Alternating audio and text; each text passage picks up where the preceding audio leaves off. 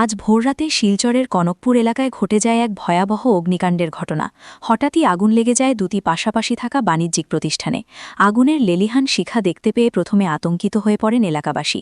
ফজরের নামাজে যাওয়া মুসল্লিরাই সর্বপ্রথম আগুন দেখতে পান এবং সঙ্গে সঙ্গে বিষয়টি এলাকাবাসীকে জানান। মুহূর্তের মধ্যেই খবর পৌঁছে যায় দমকল বাহিনীর কাছে। খবর পেয়ে দ্রুত ঘটনাস্থলে পৌঁছায় শিলচর দমকল বাহিনীর একাধিক ইঞ্জিন। প্রায় 1 ঘণ্টার প্রচেষ্টায় আগুন নিয়ন্ত্রণে আনতে সক্ষম হলেও ততক্ষণে সম্পূর্ণভাবে পুড়ে ছাই হয়ে যায় দুটি দোকান। পুড়ে যাওয়া দোকানগুলির মধ্যে একটি ছিল গ্যালামালের দোকান এবং অন্যটি একটি ফার্নিচারের দোকান। দোকান মালিকদের দাবি, এই অগ্নিকাণ্ডে তাদের কয়েক লক্ষ টাকার আর্থিক ক্ষতি হয়েছে। প্রাথমিকভাবে দমকল ও প্রশাসনের তরফে জানানো হয়েছে, শর্ট সার্কিট থেকেই আগুনের সূত্রপাত হয়ে থাকতে পারে বলে সন্দেহ করা হচ্ছে। তবে আগুন লাগার সঠিক কারণ জানতে ঘটনার তদন্ত শুরু করেছে প্রশাসন।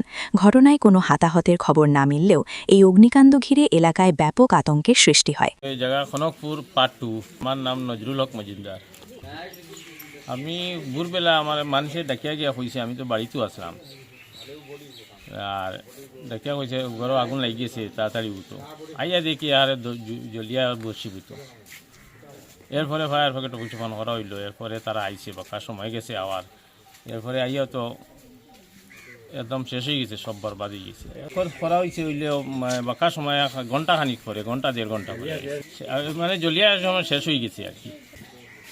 আমার এটা আসলো বুসিমালের দোকান, আর আমার লাগাইটা আসলো যে ওই যে সোফার দোকান, দুটাও জ্বলিয়া বসীভূত হয়ে গেছে।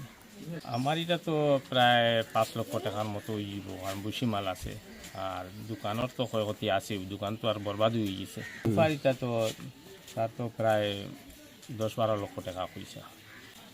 তার তো ফর্ম সম আসলো, স্টক আসলো, আর মেশিন আসলো, সোফার মেশিন।